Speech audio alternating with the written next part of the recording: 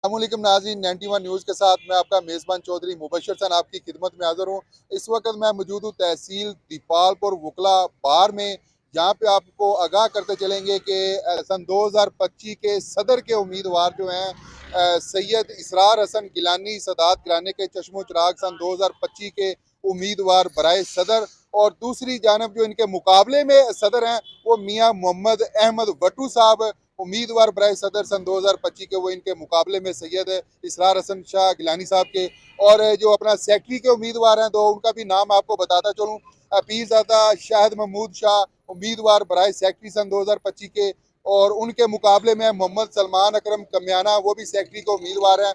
और ये सन 2025 के उम्मीदवार जो है इनका कौन बनता है मुकद्दर का सिकंदर, ये पता चलेगा सन 2025 का जनवरी के महीने 15 तारीख को पता चलेगा कौन बनता है मुकद्दर का सिकंदर, कौन बनता है सदर और कौन बनता है सेक्रेटरी। देखते रहेगा 91 न्यूज़। अल्लाह।